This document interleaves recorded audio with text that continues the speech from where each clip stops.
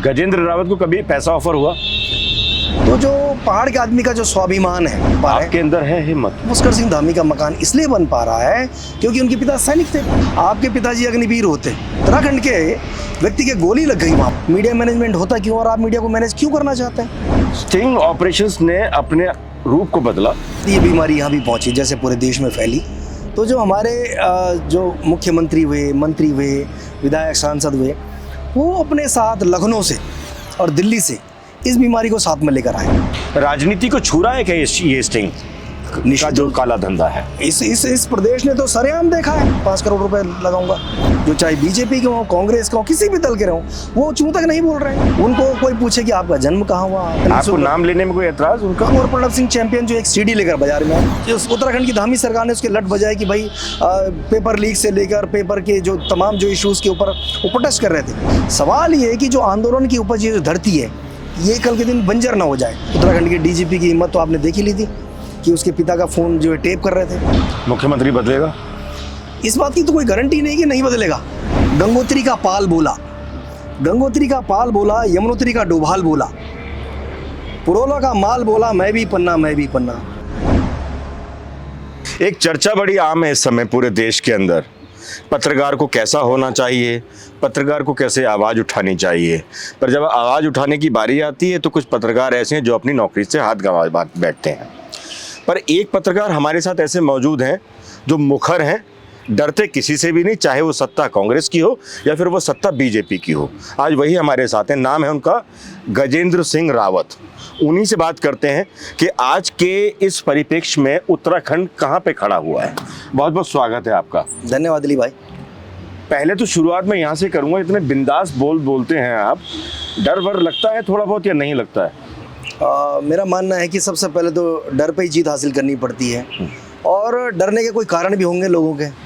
और हमने, मुझे लगता है कि ऊपर वाले की दया से जीवन में कोई ऐसा काम नहीं किया है कि जिसके कारण हमें उत्तराखंड के मुद्दों पर बोलने से डर लगे। इसलिए हमें बोलना है और बोलना ही चाहिए। नहीं, अक्सर देखा जाता है कि जब हम सत्ता के विपरीत धारा की तरफ चलते हैं तो चाहे हमने कोई गलत काम ना भी की हो, फिर भी एक छोटा सा डर रहता है। आपके मन में ना सही, पत्रकार के मन में ना सही, उसके परिवार के मन में रहता है। आपके परिवार के साथ कभी ऐसा हुआ? ऐसा कई बार हुआ और ये समय समय पे तब ये जो अखबारों में खबरें छपती थी कि भाई गजेंद्र रावत फलानी जगह प्रोटेस्ट में जा रखे हैं। मतलब हमारा एक पत्रकार होने के नाते ही भी एक अलग विषय हो सकता है। जैसे रामलीला मैदान में हम चले गए थे, उसके बाद बहुत सारी क्वेरीज हमारे साथ आ गई, तो लोगों ने पूछना था कि भाई अगर वहाँ पहुँच गए क्या मतलब है। आप पानी लीजिए। तो इस प्रकार के निश्चित रूप से मामले आते हैं जीवन में। और एक बार तब भी हुआ था जब चैंपियन के खिलाफ मैं एफआईआर कराने चले गया था। हमारे ससुराल में लोग चले गए कि वो बहुत बड़ा बदमाश है, उसके पास वो हथियार हैं, वो तुम्हारे दामाद को मार देगा। अभी कुछ दिन पहले आपने देखा मूल निवास का जब आंदोलन चला तो देहरादून में मैंने अपने नाम से अपने फ़ोटो के साथ होर्डिंग लगाए, क्योंकि मैं जानता हूँ कि अगर इन सवालों के ऊपर मैं नहीं बोलूँगा तो किसी दूसरे व्यक्ति को क्या ज़रूरत पड़ी हुई है। और अगर हमने उत्तराखंड आंदोलन से लेके मंडल कमीशन का आंदोलन था, राज्य प्राप्ति आंदोलन था, और ये तो आंदोलन की धरती है, यह आंदोलन से बना हुआ राज्य है। तो अगर ये सब हमारे सामने हो रहा है और हम अगर आंख बंद कर लेंगे तो मुझे लगा कि ये अपने साथ जो है इनजस्टिस होगा। इसलिए मैं बोलता हूँ। गजेंद्र रावत जी, हम आंदोलन की बात पर ज़रूर आएंगे, क्योंकि एक बहुत यक्ष प्रश्न खड़ा हो जाता है जब कोई भी व्यक्ति, चाहे वो राजनीतिक व्यक्ति हो या फिर सामाजिक दुनिया में जीवन जीने वाला व्यक्ति हो। तो इस सवाल पे मैं ज़रूर आऊँगा, लेकिन उससे पहले मैं ये जानना चाहता हूँ कि पत्रकार के पीछे गजेंद्र रावत हैं क्या? मैं अक्सर आपके फेसबुक पे फ़ोटो देखता हूँ, कभी आप कुछ बना रहे होते हैं, कभी आप बच्चों के साथ अटखेलियाँ खेल रहे होते हैं, लगता है छोटे बच्चे बन गए हों। वो क्या जीवन है? हम लोगों ने पहाड़ में हमारा जन्म हुआ और जो परिस्थितियाँ थी देश में कि भाई, अब बताते जब हमारा जन्म नहीं हुआ था उससे पहले इंदिरा गांधी का टिहरी में दौरा हुआ था और वहाँ डिसाइड हुआ कि यहाँ डैम बनना है।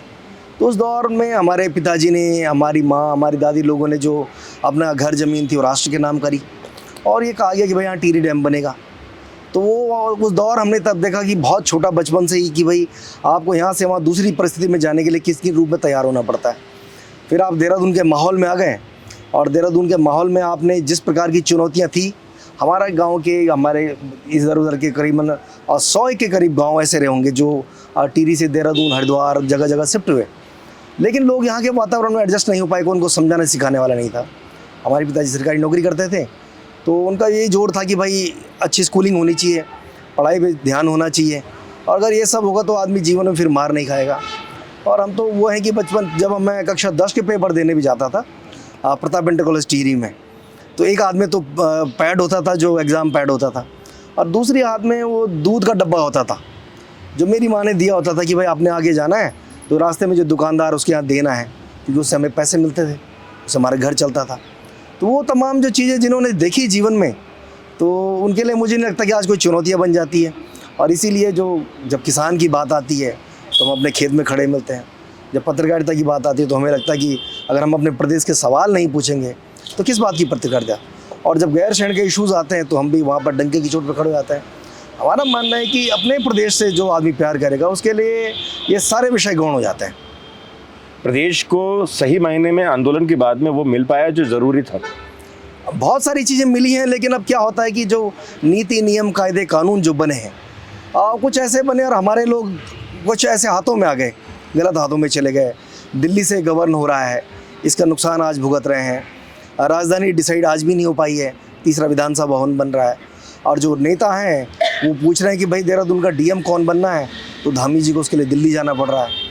अब वो उधर रुद्रप्रयाग में किसको एसडीएम भेजना है, उसके लिए वो फिर किसी और संघ का आदमी बता रहा है। तो ये तमाम जो चीज़ें जो खराबियाँ साथ साथ चल रही हैं। कैसे दूर हो सकती हैं ये सब चीज़ें? कोई भी देश प्रदेश, कोई भी घर गांव या हम जहां बैठे हैं, कोई भी व्यवस्था नियमों से चलती है, कानून से चलती है, परंपराओं से चलती है। और वो सब ये नहीं कि कोई लिखित संविधान सब चीज़ का होता है, कुछ आंखों की शर्म भी होती है कि हमें मालूम होना चाहिए हम सार्वजनिक जगह पे हैं, कहीं है क्या नहीं करना हमें। तो वो चीज़ें जब तक हमारे नेताओं में, उन लोगों में जिनको हमने विधायक बनाकर चुन रहे हैं, जिनको हम सांसद बना रहे हैं, और जो मुख्यमंत्री बन जा रहे हैं, जो तमाम बड़ी पोजीशन पर जा रहे हैं, तो वो लोग जिनको हम वोट देकर उस लायक बना रहे हैं, जब तक हम उनसे पूछने की हिम्मत नहीं करेंगे तो तब तक व्यवस्था परिवर्तन होगा नहीं। हिम्मत है लोगों में? बहुत सारे लोगों में नहीं है, लेकिन कुछ लोगों में है। और आज हम अगर चर्चा कर पा रहे हैं, आपके अंदर है हिम्मत? मुझे लगता है कि परमपिता परमात्मा ने इस लायक बनाया होगा मुझे कि कोई भी सवाल रहा हो जीवन का, तो हमने कभी उस सवाल से जो है पीछा नहीं छुड़वाया, बल्कि मुखर होकर उसके सामने खड़े हुए। और चाहे कोई सरकार आए, किसी पार्टी की आए ना आए, और ये सरकारें और ये विधायक मंत्री कोई भी हों, आपने देखा होगा ये कोई बहुत दूर के तो है नहीं, तो निश्चित रूप सवाल पूछ सकते हैं। और क्यों नहीं पूछे? आखिरकार अगर हम सवाल नहीं पूछेंगे तो फिर डेमोक्रेसी कहाँ रह जाएगी। आपको लगता है डेमोक्रेसी है? डेमोक्रेसी को लेके जो परिस्थितियाँ बदलती रही समय के साथ साथ, जो सत्ता उसका दोहन करती है, जो सरकारें आती है, जो लोग ताकतवर होते जाते हैं, वो उसको हमने अपने अनुसार परिभाषित करने लग जाते हैं। और वो जो 77 का दौर जिसको हमने किताबों में पढ़ते थे कि भाई देश में आपातकाल लगा, पत्रकारों को जेलों में डाला गया, नेताओं को इसी प्रकार दूसरे दलों में ले जाया गया, तमाम तरह की सेंसरशिप थी। लेकिन ये पहला अवसर हम देख रहे हैं कि अगर आप सत्ता के साथ में नहीं हैं तो फिर आपको जो है निश्चित रूप से प्रताड़ित होना पड़ सकता है। और अगर आप चुपचाप से उनके दल में शामिल हो जाते हैं, उनके पक्ष में खड़े हो जाते हैं, तो आपके साथ खून माफ़ है। ये हम खुली आंखों से आज देख रहे हैं। सत्ता के पक्ष में होना और सत्ता के विरोध में होना, इसको कैसे देख रहे हैं आप? दो चीज़ें होती हैं, एक होती है सत्ता, एक होती है जनता। या तो आप जो सरकार बोल रही है उसके हाँ में हाँ मिलाइए, आप कहिए कि ठीक है भैया 5 किलो आटा मिल रहा, बहुत बढ़िया है, इसी से जीवन कट जाना है।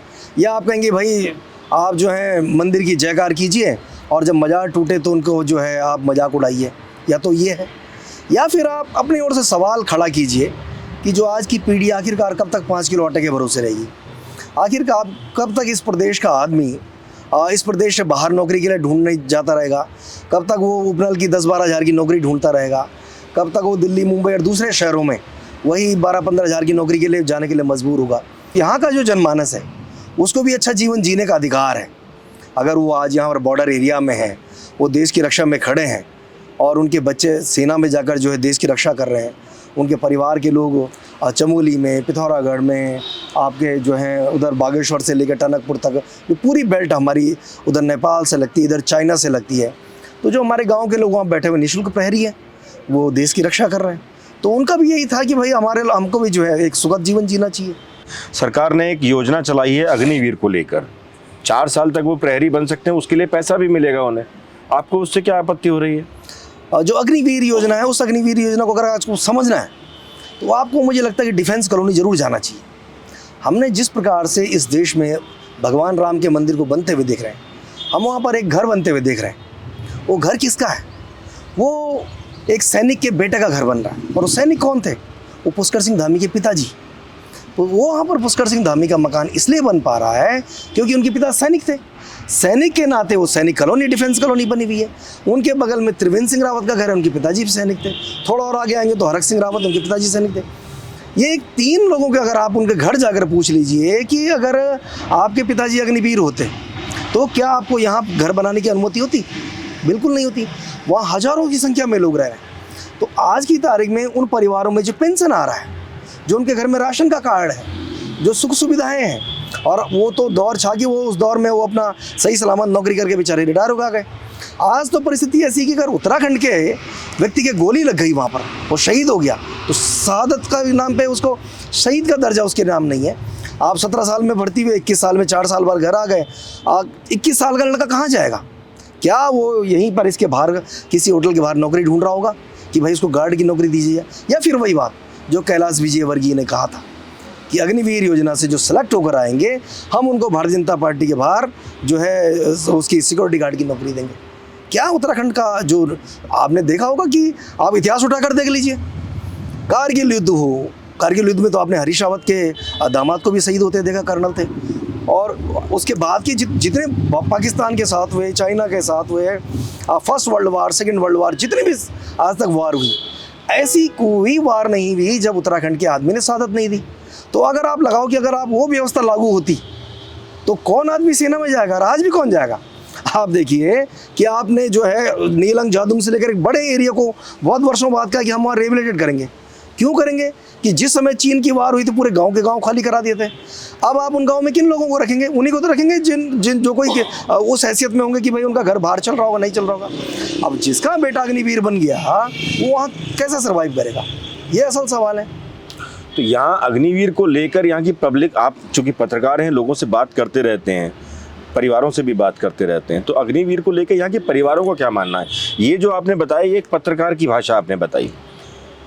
असल ज़िंदगी में जो परिवार हैं जो अपने बच्चों को फ़ौज में भेजना चाहते थे, मैंने अक्सर देखा है शुरुआती दौर में जब मैं कभी कवरेज करने के लिए जाया करता था, तो मैंने देखा है कि जब सुबह का 4 बजे का 5 बजे का वक्त होता था तो लोगों को मैं सड़कों पर दौड़ते हुए देखता था और उठक बैठक करते हुए और दंड पेलते हुए देखता था। मुझे भी घबराहट होती थी कि कहीं गाड़ी ना चढ़ जाए। अब वो देखने को नहीं मिल रहा है। वो इसीलिए तो नहीं देखने को मिल रहा है कि वो उसके अलावा आपने एक बड़ी संख्या में गोरखे देखेंगे देहरादून में जो वहाँ भर्ती होने जाते थे, वो कहाँ चले गए? कोई इनके बारे में चिंता नहीं कर रहा है कि वो लड़के जो कल तक यहाँ तैयारी कर रहे थे, पूरे प्रदेश भर में दौड़ते हुए दिखाई दे रहे थे, वो अचानक कहाँ गायब हो गए। अगर वो गायब हो गए या उनको एक इनसिक्योरिटी लग रही है कि भाई इस फील्ड में बहुत संभावनाएं बची नहीं है, तो निश्चित रूप से आने वाले समय के लिए बेहद घातक है। जो आपने कहा कि मेरा अपना नज़रिया कैसे हो सकता है, हमारे ताऊ जी आर्मी में थे, हमारे 3 भाई आर्मी में थे, मेरा एक भतीजा है, वो अभी जो है रिटायर होकर आए हैं। तो हमारा परिवार, मेरे जो चाचा थे वो आर्मी में थे, मेरी बहन के जो ससुर थे वो आर्मी में थे, मेरी दीदी के जेठ वो आर्मी में। तो हमने इन लोगों को बहुत नज़दीक से देखा है और उन परिवारों को इसलिए देख पा रहा है नज़दीक से क्योंकि आज भी उन परिवारों में पेंशन आ रही है। वो आज भी उस राशन कार्ड से जो है सामान खरीदने जाते हैं, उनके पास वो राइट्स हैं, उनका वो सम्मान है, मान है, तमाम बातें। तो ये जो सेना वाला विषय है, ये इसलिए नहीं कि हमने सुनी सुनाई बातें हैं। मेरे अपने दर्जनों रिश्तेदार हैं, दर्जनों। मैं बता रहा हूँ, हमारे परिवार की 3 पीढ़ियाँ जो उसी सेना की उससे पृष्ठभूमि से निकली हुई है, आज भी हैं, लोग काम कर रहे हैं, हमारे गांव के गले के तमाम लोग। तो वो तब तक नौकरी में जा रहे थे लोग जब तक लोगों को लगता था कि वहाँ एक भविष्य है, बड़ा मान है, सम्मान है, तमाम तरह की बातें। लेकिन अब आप स्थिति आज ये हो गई आपकी कि आप 4 साल के लिए तो एक मतलब उपनल के कर्मचारी की भी 4 साल की गारंटी नहीं, वो उससे ज़्यादा का सिक्योर होगा। बल्कि उपनल वाले का भी वो लड़ रहा है उत्तराखंड सरकार से, या यहाँ के लोग उनके लिए लड़ रहे हैं कि भाई आप इन्होंने निकालिए मत। लेकिन वो जो अग्निवीर निकाले जाएंगे, अब लगभग मुझे लगता है कि बैच बाहर आने वाला होगा। अब वो लोग कहाँ जाएंगे, किन फैक्ट्रियों के बाहर खड़े होंगे? इसीलिए आज जो सवाल खड़े हैं, इस प्रदेश के साथ में बहुत बड़ा छलावा। अभी मुझे लगता है कि करीबन 1-1.5 लाख फैमिली तो होंगी जिनके घर में जो पूर्व सैनिक हैं, जो रिटायर हो गए, जो एक्टिवली अभी भी फ़ौज में हैं, मुझे लगता है कि उनकी संख्या गढ़वाल रेजिमेंट हो गया, कुमाऊं हो गया, या और भी जितनी जो विंग्स हैं, कम से कम 50 से 60 हज़ार ऐसे जो डायरेक्ट होंगे भी भर्ती। तो उनका आने वाला कल क्या होगा, उनके बच्चे किस भाव से देख रहे होंगे कि भाई, या वो अपने बच्चों के बारे में क्या सोचते हैं कि आने वाले समय में हमारा बेटा जो है क्या करेगा। तो ये इसीलिए गंभीर सवाल है कि आप ऐसी योजना ले आए कि आपका तो भविष्य जो है गर्त में जा रहा है। रावत साहब, एक सवाल मन में यकायक आ जाता है। आपने अग्निवीर को लेकर जितना खुलकर बताया है, वो मुझे नहीं लगता कि अभी तक किसी प्लेटफॉर्म पर इतना खुलकर कभी लोगों ने समझा होगा, जाना होगा। अभी तक बहुत छोटे छोटे हिस्सों में लोगों ने अग्निवीर को समझा है। मैं सिर्फ एक बात समझना चाहता हूं कि जब अग्निवीर से इतना नुकसान है जैसा आप बता रहे हैं, वो थोड़ा कहीं ना कहीं धरातल पे भी नजर आता है। जब वोट की चोट का वक्त आता है, तब अग्निवीर जैसे मुद्दे क्यों धूमिल हो जाते हैं? उसके पीछे बहुत बड़ा कारण है। एक तो जो मीडिया है, मीडिया में वही चल रहा है जो सरकार चाहती है। उसके पीछे कारण है कि वो जो मीडिया के मालिक हैं, वो जो उद्योगपति हैं, जो बड़े बड़े लोग हैं, जिन्होंने एक मीडिया को एक कारोबार मान लिया है, तो अब सरोकार नहीं बचे अखबारों में, टीवी चैनलों में। आप किसी भी चैनल को उठा के देख लीजिए, वो सुबह से शाम तक दिखा रहे हैं कि आज बीजेपी के कैंडिडेट्स कहाँ कहाँ वोट मांगने गए। मतलब उनको एक बार नज़रों की शर्म भी नहीं आ रही है कि वो सुबह से शाम तक अगर ये दिखा रहे तो उनको ये भी तो बताना चाहिए कि ये आदमी किसके खिलाफ चुनाव लड़ रहा है, और जिसके खिलाफ चुनाव लड़ रहा है वो भी तो कहीं कुछ कर रहा होगा, तो उसका नाम तक नहीं लिया जा रहा। जो एक परसेप्शन बन गया है बहुत बड़े स्तर पर कि जो सरकारें चाहती है वही मीडिया दिखा रहा है, और जिस प्रकार का जो है वातावरण लंबे समय से बनाया जा रहा है कि भाई आपको प्लांटेड करी जा रही चीज़ें कि सुबह से जो है जो ये जो राजनीतिक दल हैं या जो सत्ताधारी दल हैं, इनके ओर से ये लोग तय कर रहे हैं कि आज तो आपका प्राइम टाइम डिबेट क्या होगा, ये बता रहे हैं कि आज की आपकी जो चर्चा का एजेंडा क्या होगा, ये बता रहे हैं कल आपका हेडलाइन क्या होगा। जब सब चीज़ें सरकार से तय हो जाएंगी तो निश्चित रूप से जो आम जनमानस उसे थोड़ी पता ये बात है कि जो अग्निवीर का विषय है, और उस अग्निवीर के कारण आज पुष्कर सिंह धामी कहते हैं ना कि मैं गर्व से कहता हूँ मेरे पिताजी सैनिक थे, मैं सैनिक पुत्र हूँ। त्रिवेंद्र सिंह रावत कह रहे हैं, हरक सिंह कह रहे हैं, ये एक बहुत छोटे छोटे एग्जाम्पल है। इन्हीं से पूछ लीजिए आप कि आपके पिताजी ने 17 साल 18 साल नौकरी करी, उसके बाद क्या क्या आपके जीवन में परिवर्तन आया, तो ये बताएंगे आपको कि उनके पिताजी सेना में थे इसलिए कोई स्कूल जा पाए, ये लोग कॉलेज जा पाए। कॉलेज जाने का आप समझते 17 साल का से 21 साल में जब आप नौकरी में वापस आ गए तो आप कहाँ के रहे, आपकी तो शादी भी इस बीच नहीं होने वाली। तो आने वाला जो आपका कल कितना इनसिक्योर होने वाला है, हो सकता है कि अगर धामी जी के पिताजी नहीं होते सेना में तो आज उनकी पढ़ाई भी नहीं हो पाती। उनको लखनऊ भेजा गया पढ़ने के लिए, क्यों कैसे भेजा गया? उन्हीं साधनों से, उन्हीं संसाधनों से, उसी नौकरी से, उसी वेतन से, वो पेंशन का जो विषय बाद में उसी से। ये सब जो लोग हम लोग निकल कर आए वो छोटे छोटे पैसे से तो निकल कर आए। ये महत्वपूर्ण सवाल है। पत्रकार होने के नाते आपने कभी बुलंद की इन चीज़ों के लिए आवाज़? मैं जब भी अपनी ओर से कोई बात रखने की कोशिश की, या जब भी आप जैसे जो मित्र लोगों के साथ हमने चर्चा करी है, जिस दिन से भी योजना आई, हमने पहले दिन से यही कहा कि ये जो प्रदेश है ये सामरिक दृष्टिकोण का प्रदेश है। इस प्रदेश का आदमी बड़ा सीना तान कर कहता है कि भाई मैं सेना में हूँ, मेरे पिताजी सेना में हैं, मेरी बहन सेना में है, हमारे फलां व्यक्ति ने शहादत दी है, फलां वार में मेरे इतने लोग शहीद हुए हैं, मेरे अपने क्लासमेट हैं जो भी सेना से जो है रिटायर हो गए, बहुत सारे लोग घर आ गए, नौकरी करते हैं, वो अपना बताते हैं कि किस प्रकार का उनका अनुभव रहा है। और ये नौकरी का जो पीरियड वो वाला था जो वो करके आ गए, और अब जब उनसे बात करो तो उनसे पूछो तो उनको लगता है कि ये तो बहुत बड़ा छलावा है। और ये इसलिए क्योंकि जब आपका करियर का पीक टाइम आता है तो आप जाओगे कहाँ उसके बाद? मतलब आप अगर 21 साल में बेरोजगार की लाइन में खड़े हो गए, किसी एम्प्लॉयमेंट ऑफिस के बाहर आप खड़े होंगे, वो आदमी किस जज्बे के साथ वहाँ नौकरी करेगा? सवाल तो वहाँ खड़े होते ना। तो इसलिए ये जो आज नहीं आ रहा अखबारों में, बड़े टीवी चैनलों में, बहुत बड़े बड़े जो पत्रकार हैं, जो प्राइम टाइम डिबेट जो प्रायोजित हैं एक तरह से आप मान सकते हैं, वहाँ अगर चर्चा नहीं आ रही तो जो समाज का जो आम जनमानस है, जो यूथ फाउंडेशन है कर्नल कोठियाल का, आप वहाँ जाकर उसकी हालत देख लीजिए ना। उस यूथ फाउंडेशन से सैकड़ों बच्चे निकले। वो बच्चे निकले कि भाई कर्नल कोठियाल को भी पेंशन मिलता था, उन्होंने अपनी पेंशन से एक फाउंडेशन खड़ा किया, उस खर्चे को उन्होंने वहाँ लगाया। उत्तराखंड के बच्चों ने तैयारी शुरू की, वो फौज में भर्ती होते चले गए, वो इतनी अच्छी पोजीशन पे आज बड़ा सीना चौड़ा होता है। आप कर्नल अजय कोठियाल की बात कर रहे हैं जिन्होंने केदारनाथ डिजास्टर में, निश्चित रूप से उनको इसलिए भी जाना जाता है कि उनको जो यूथ फाउंडेशन का काम है वो आज बीजेपी में, आम आदमी पार्टी में एक अलग विषय हो सकता है, लेकिन कर्नल ने वो जो काम किया है लोगों के बच्चों को तैयार करने का कि वो सेना में जा सके, उनमें जो कमियां उन्होंने अपने पैसे से मतलब उनको तैयार किया इस काम के लिए, तो वो जो तैयारी का आलम था जो बहुत कमज़ोर पड़ गया है, आज उनकी वॉइस ही दब कर रह गई है। तो इसलिए ये अगर बड़ा मीडिया हाउस बड़े अखबार में नहीं भी छपेगा, लेकिन असल जीवन में हम तो उनको देख ही रहे हैं, तो वो बच्चों का भविष्य कहाँ जा रहा है। एक सवाल और आ जाता है, जब राज्य से थोड़ी दूर हम दिल्ली की तरफ चलते हैं, तो दिल्ली ने अभी आपने शुरुआती दौर में कहा कि 5 किलो राशन मिलता है, 130 से 140 करोड़, क्योंकि अभी पूरी तरह से डेटा सामने नहीं आया है, 130 से 140 करोड़ के बीच में भारत की आबादी है। अगर उस भारत की 140 करोड़ की या 130 करोड़ की आबादी में 80 करोड़ लोगों को खाना मिलता है, 5 किलो राशन मिलता है, आपको आपत्ति क्या है और क्यों है? मुझे बहुत आपत्ति इसमें, मुझे घोर आपत्ति इस बात को लेकर है कि जिस दिन से वो फ्री आटे की व्यवस्था इस प्रदेश में भी आई, देश में तो आई, जो मैं उसके रेफरकेशन देख रहा हूँ, हमारे जो पहाड़ के जो 9 ज़िले हैं, वहाँ पर जो आदमी जिसकी खेती बंजर हो रही थी, वो थोड़ा थोड़ा खेती बाड़ी करता था, वो कुछ काम करता, किसी ने धान लगाए, किसी ने गेहूँ लगाए, किसी ने वहाँ ज्वार लगाया, बाजरा लगाया, मक्की लगाई, सब चीज़ें, मतलब कुछ ना कुछ आदमी कर रहा था। वो अपनी बेसिक ज़रूरतों के लिए करता था कि भाई ये सब काम करना है। अब आपने कह दिया कि साहब आपको कुछ करो ना करो, आपको 5 किलो आटा फ्री का मिल रहा है, चावल मिल रहा है, फलाना मिल रहा है। अब उस आदमी ने खेत में जाना बंद कर दिया, उसकी खेती बंजर होने लग गई। उसकी खेती बंजर होने का नुकसान क्या हुआ कि बंदरों की संख्या बढ़ गई, और वो जो बाघ आ के हमारे बच्चों को मार रहा है, हमारी माताओं बहनों को मार रहा है, वो कहाँ से आ रहा? वो जंगल हमारे करीब होते जा रहा है, खेत बंजर हो रहे हैं ना। उसका देश के लोग उसको किस रूप में देखते हैं मैं नहीं जानता, लेकिन उत्तराखंड के लिए से बहुत घातक है। हम अगर अपनी उन खेती को छोड़ देंगे तो फिर आप कहाँ से मिलेट्स की बात करोगे?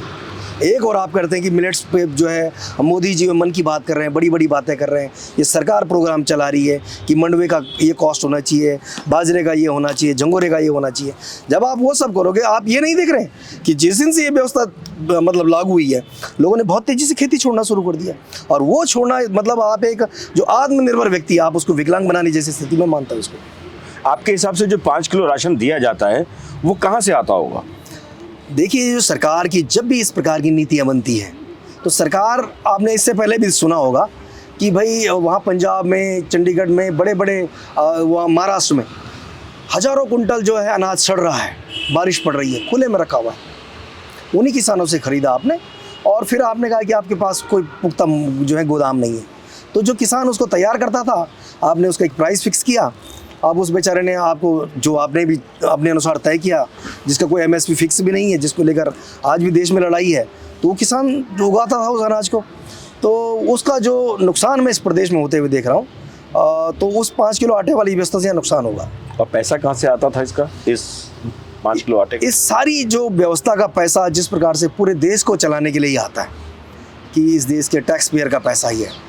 जो आदमी आज चाय अगर हम पी रहे हैं तो कह रहे हैं कि उस पर जीएसटी लगेगा, आप पेट्रोल खरीद रहे हैं तो उस पर भी जीएसटी लगेगा, आप जो है खाना खाने जाएंगे तो उस पर भी लगेगा, कपड़ा खरीदेंगे तो उस पर भी लगेगा, प्रत्येक चीज़ पे लगेगा। तो पैसा कहीं जो है मतलब नोट छापने की मशीन जैसी कोई व्यवस्था तो है नहीं कि आप वहाँ छापेंगे और वहाँ से निकालते रहेंगे नोटों को।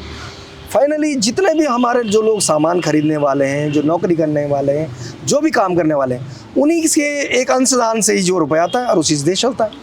अगर आप ये देखिए कि उस रूप में दे रहे हैं, तो अगर आप हमारे आदमी को विकलांग बना देंगे कि उसने खेती छोड़ दी, उसकी मैं तो कहता हूँ कि अगर आप ऐसा करें तो आपने क्या पलट के जाकर देखा वहाँ कि भाई कुछ दिन तक पहले तो यहाँ बड़ी खेती आबाद रहती थी।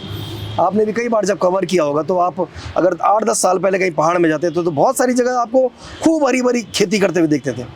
और आज आपके ही आंकड़े बता रहे हैं कि 3500 स्कूल बंद हो गए, अस्पतालों में ताले पड़ गए, दाएँ बाएँ जहाँ आप देख रहे हैं कि पलायन की मार हो रही है, खेत के खेत बंजर होते जा रहे हैं। उसी का तो दुष्परिणाम है कि हम उन लोगों को एक ठोस दिशा देने की बजाय उन लोगों के लिए ऐसी व्यवस्था लेकर आ रहे हैं ताकि वो अपना मुंह बंद कर लें।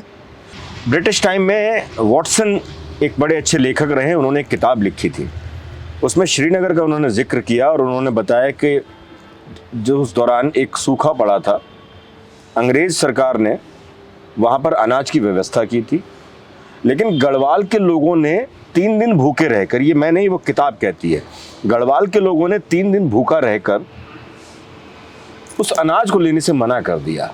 आज ये स्थिति क्यों बदल गई है कि उस समय 3 दिन भूखा रहकर अकाल जैसे समय में लोगों ने अनाज लेने के लिए मना कर दिया, लेकिन आज वो 5 किलो राशन क्यों लेने पर मजबूर है? और उसके जो पहलू हैं उनको इस अंदाज में भी हम समझ सकते हैं कि देश काल परिस्थितियों के अनुसार धीरे धीरे जो चीज़ें बदल रही हैं। उस समय बहुत लिमिटेड लोग रहे होंगे, लोग उस समय उन अंग्रेज़ों से लड़ रहे थे, मतलब ये नहीं थी, वो तो अंग्रेज़ों का ट्रिक था कि उन्होंने गढ़वाल वाले पार्ट में खुद जाके रह गए और टीरी वाले हिस्से को जो राजशाही को दे दिया था एक लड़ाई के कारण कि भाई चलो आप इस पोर्शन में रह लीजिए।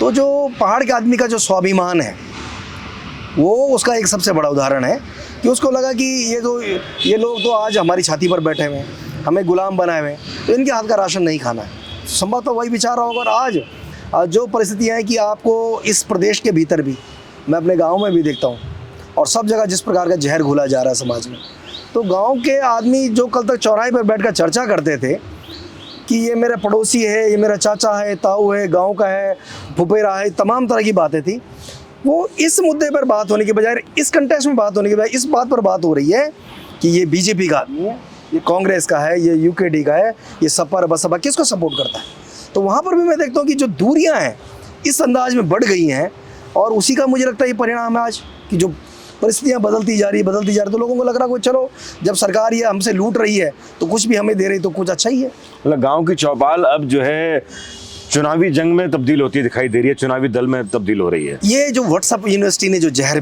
घोला है, आप पढ़े उससे? निश्चित रूप से। मैं बड़ा नहीं पर मैं इनको जो देख रहा हूँ, मतलब बहुत सारे ऐसे व्हाट्सएप ग्रुप हमारे भी बने होंगे जिन लोगों ने बनाए जो दिन भर वो सामग्री भेजते रहते हैं।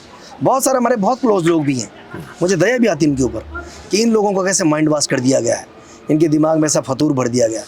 मतलब कुछ लोग तो ऐसे कि जिनके दोनों बेटे बेरोजगार हैं घर में, लेकिन वो कह रहे हैं नहीं बहुत बढ़िया सरकार चल रही है। हमने कहा कैसे चल रही है? बोला विश्व गुरु बन रही है, डंका बज गया है, फलाना हो गया। मैंने किस प्रकार बना? बोला वो व्हाट्सएप पे आ रखा है, मैसेज आ रखा है, उसी को पढ़ के करेंगे अच्छा हो रहा है। तो ये जो व्हाट्सएप यूनिवर्सिटी ने जो एक चीज़ें क्रिएट की हैं कि आपके परिवारों में झगड़ा हो गया, नाते रिश्तों में झगड़ा हो गया और गाँव के गाँव, मोहल्ले के मोहल्ले, एक ऐसा डिस्टेंस वो इस समाज के लिए बेहद घातक है। अगला सवाल मैं पूछूंगा, लेकिन पहले ये चाय लेमन टी है, कोई अलग कोई ड्रिंक नहीं है, आप भी बता दीजिए। लोगों को अक्सर गलतफहमी हो जाती है। हरीश रावत का एक वीडियो वायरल हुआ था, उसके बाद से ये ज़रूरी हो जाता है। आपने जब अग्निवीर को लेके बात की और कई मुद्दों को बात की, लेकिन एक मुद्दा आप भूल गए, वो है हेल्थ को लेकर। आप पहाड़ के सुदूर क्षेत्र के रहने वाले हैं, आज देहरादून में भले हैं। एक मंत्री का दावा है कि हमने सड़कें पहुंचा दी हैं और यही वजह है कि पलायन हो रहा है। लेकिन यहाँ तो कुछ दूसरी चीज़ें देखने को मिल रही हैं। यहाँ पर महिलाएं ऐसी हैं जो हॉस्पिटल पहुँचने से पहले दम तोड़ देती हैं, बीमार ऐसे हैं जो कंधे पे जो क्या कहते हैं उसको, डंडी गंडी कहते हैं, उस पर ले जाया जाता है।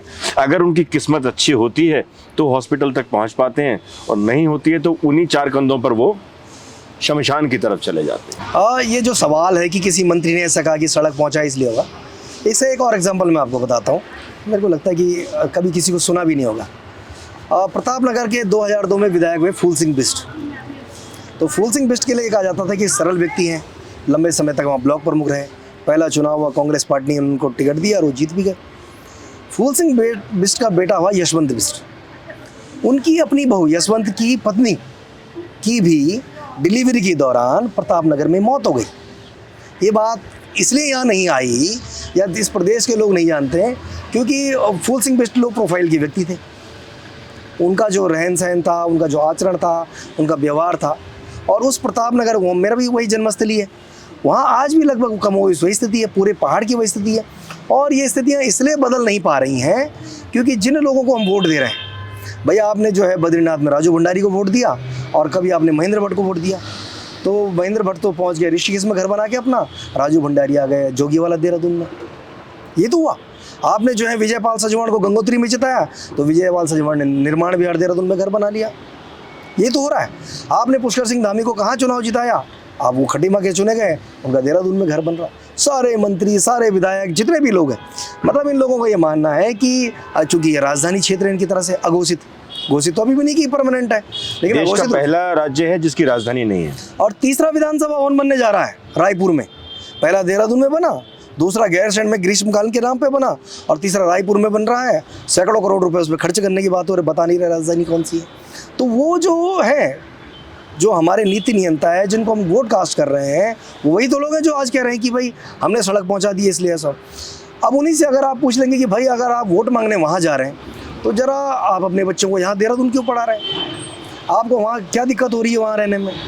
जो ये पहाड़ के जो 9 ज़िले हैं, आज भी वही स्थिति अगर है तो फिर अलग राज्य होने से क्या फ़ायदा हो गया। और ऐसा नहीं है कि पैसा नहीं लगा है, करोड़ों रुपए की बिल्डिंगें बनी हुई, अस्पताल की, स्कूलों की बनी हुई हैं, लेकिन एक एक करके क्या हुआ, ताला लगता जा रहा है।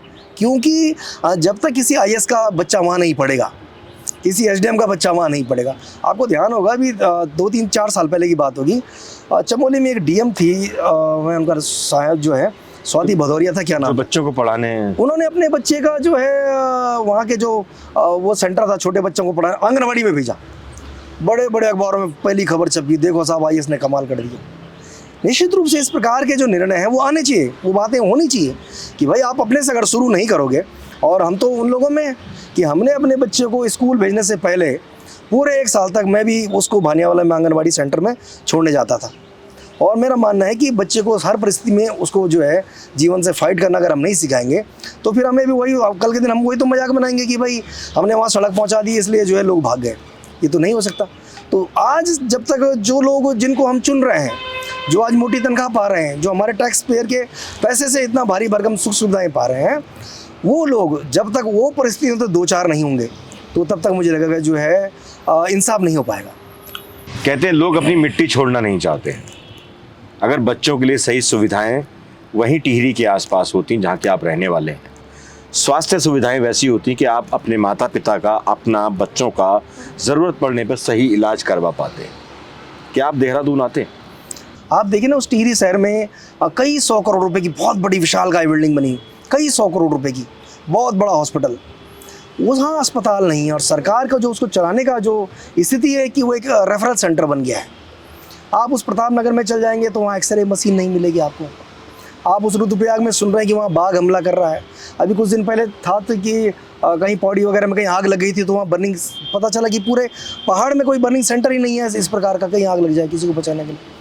तो जब तक वो जो लोग हैं, जो हमारे नीति नियंता हैं, जिनको हमने पावर दे रखी है, जिनको हमने अधिकार दे रखा है, जिनको हम अभी 19 तारीख वोट करने जा रहे हैं, हम उनसे जब तक सवाल नहीं पूछेंगे तो तब तक मुझे लगेगा कि वो व्यवस्था सुधरेगी नहीं। गजेंद्र रावत को कभी पैसा ऑफर हुआ?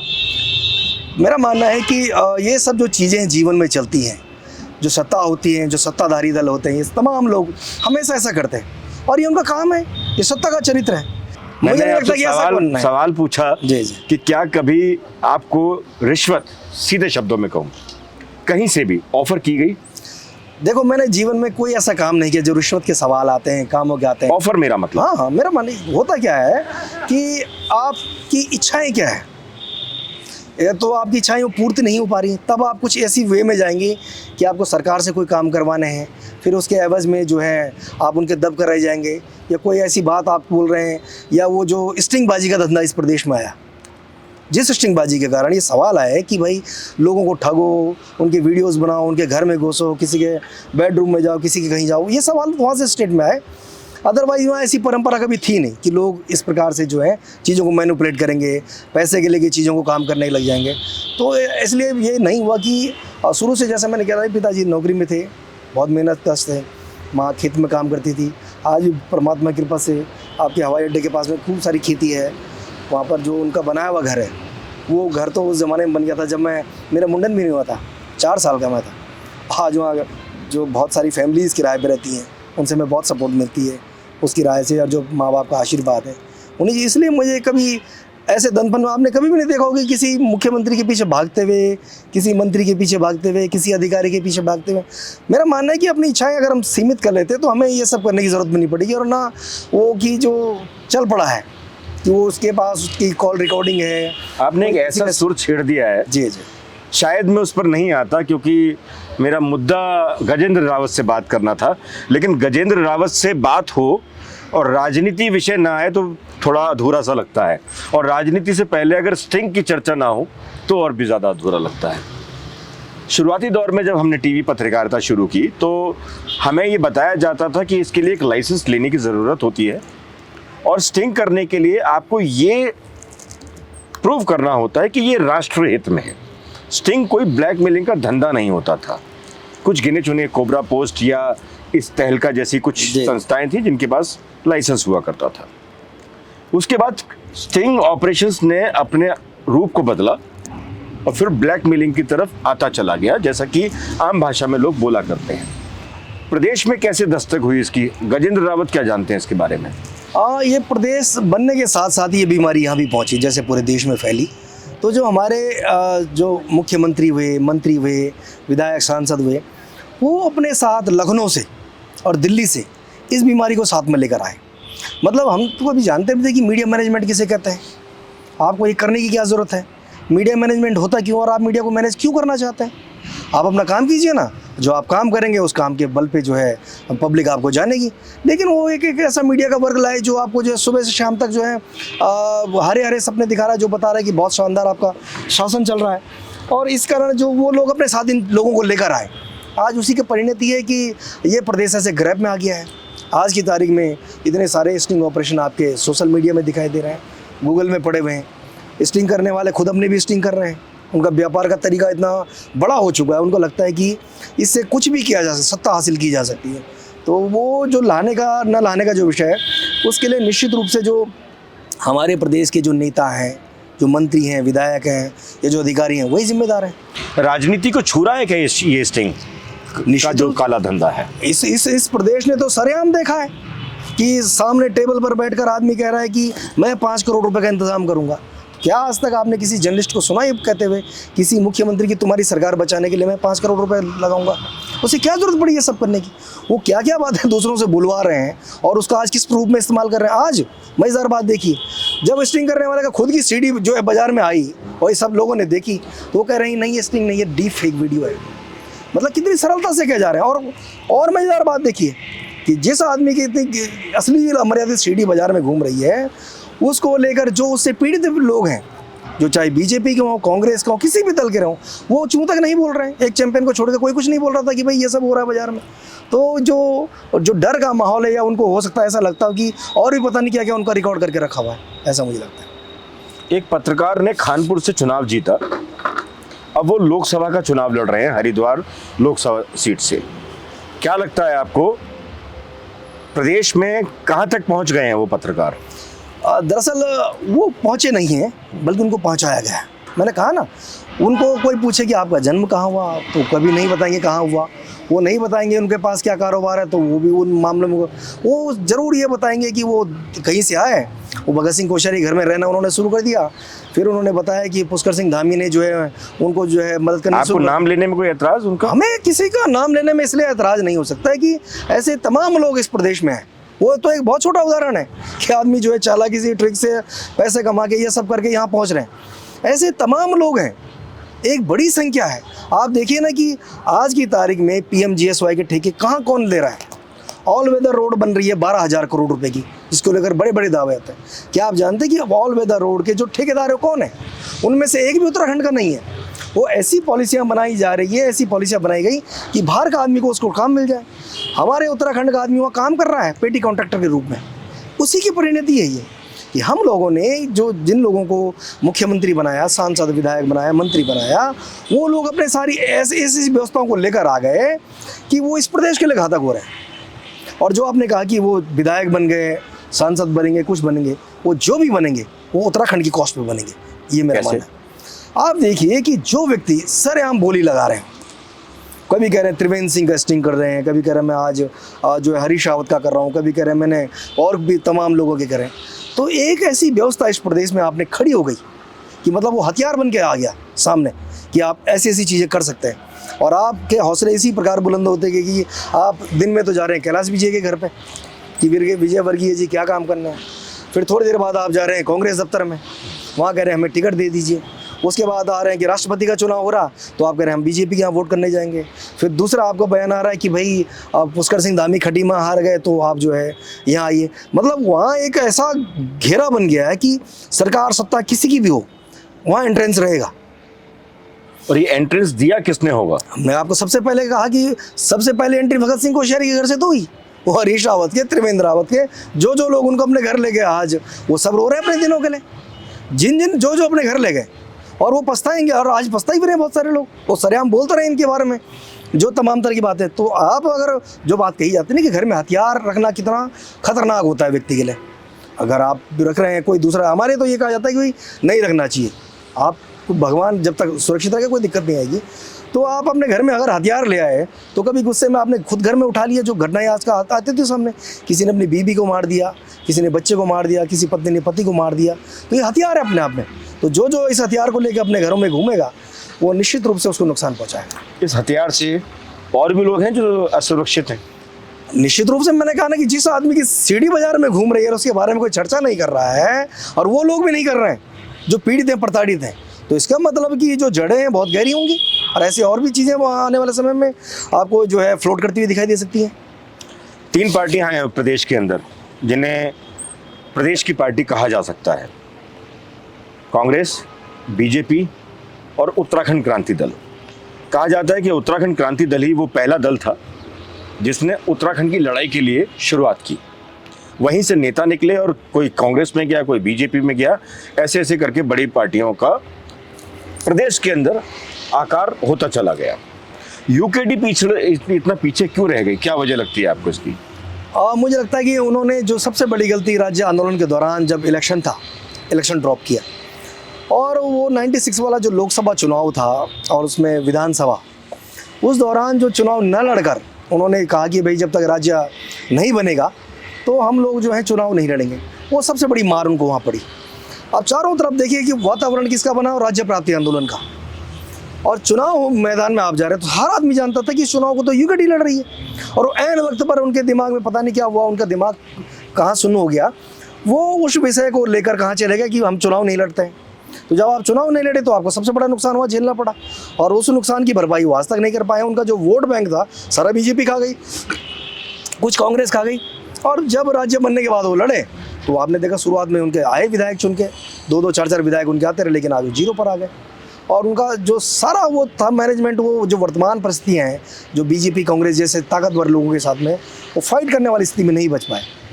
हम जल्दी से कुछ मुद्दों पर आ जाते हैं। गजेंद्र रावत से लगातार बात चलती रहेगी, आज भी, कल भी, और लगातार चलती रहेगी, क्योंकि अभी 24 का चुनाव है और उसके बाद आने वाले वक्त में 27 के चुनाव भी सर पर खड़े हैं। एक बात मेरी रह गई थी, मैं जरा इंटरप्ट कर रहा हूँ आपको। आपने स्टिंग वाली जो बात कही थी कि भाई इस प्रकार का जो बात है भाई, उसका एक बड़ा एग्जाम्पल अभी भी देखने को मिला इस लोकसभा चुनाव में। आपने कहा कि वो खानपुर से विधायक उमेश कुमार अब लोकसभा कंटेस्ट कर रहे हैं। उनके खानपुर के विधायक रहने के दौरान उसके बाद की जो परिस्थितियाँ बदली, तो कुछ दिन पहले कुंवर प्रणब सिंह चैंपियन जो एक सीडी लेकर बाजार में आए, उन्होंने कहा वो उसकी सीडी है, उन्होंने उसको डिनाई किया, डीप फेक वीडियो है। फिर चैंपियन ने एक और प्रेस कॉन्फ्रेंस करी, उन्होंने कहा कि खानपुर के विधायक उमेश कुमार के ऊपर दिल्ली में धारा 376 का मुकदमा चल रहा है, यानी कि रेप की धारा इम्पोज है। तो जिस व्यक्ति के ऊपर रेप की धारा इम्पोज है, और उन्होंने कहा कि 2022 के इलेक्शन में उन्होंने इस बात को छुपाया और ये मामला जो है नैनीताल हाईकोर्ट में चल रहा है, ये स्पष्ट हो गई थी बातें।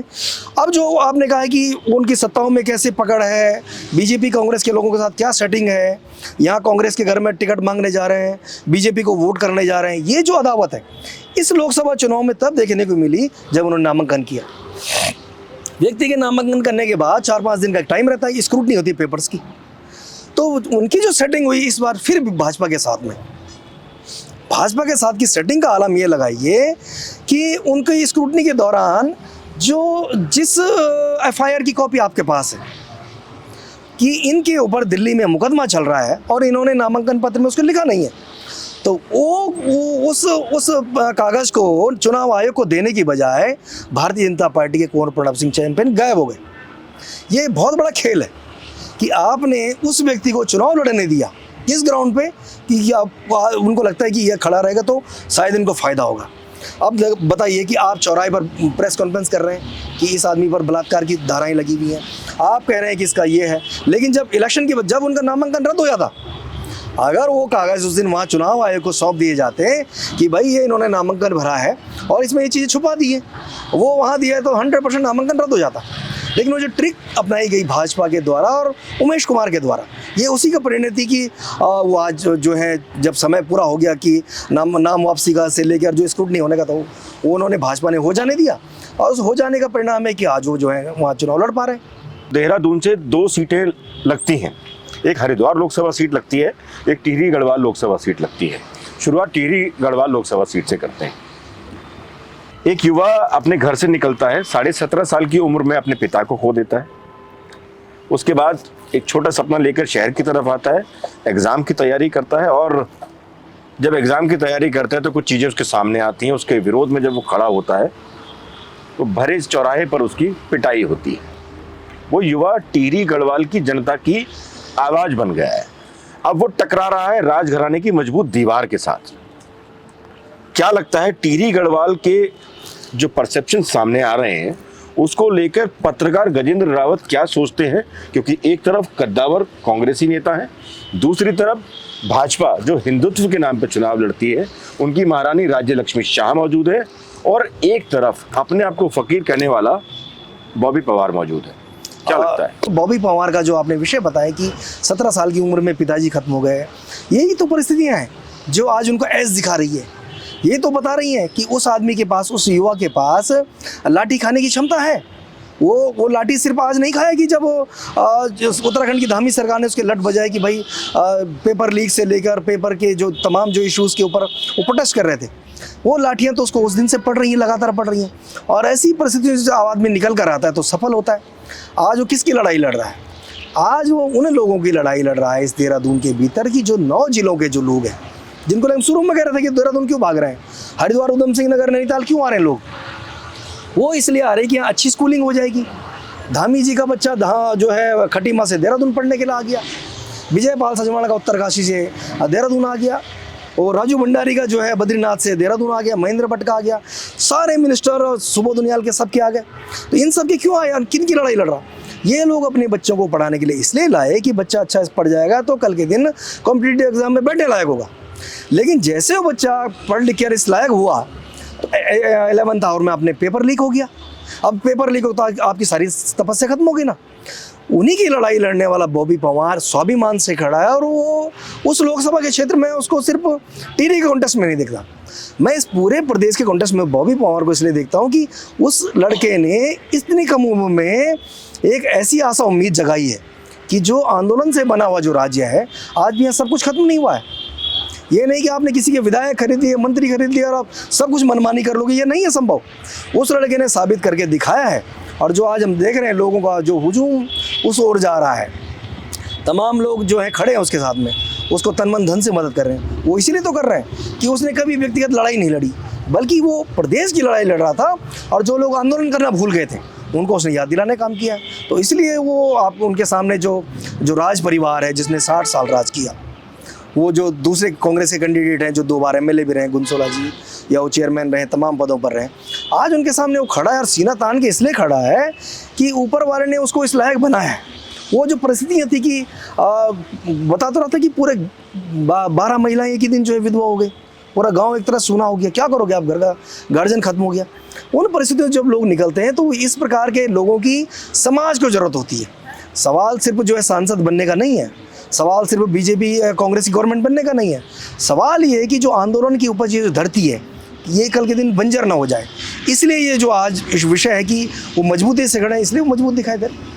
कहते हैं जब युवा खड़ा हो जाता है किसी भी राज्य या किसी भी देश के अंदर तो सत्ताएं बदल जाती हैं। क्या लगता है टिहरी में बदलाव हो पाएगा? अभी तक उसके पास सब कुछ है, मतलब जो जनमत है उसके पक्ष में है, जो जन भावनाएँ हैं, जो युवा है, महिलाएं हैं, बुजुर्ग हैं, सभी लोग कहते हैं कि अच्छा है, वो जो बहुत बेहतर कर सकता है।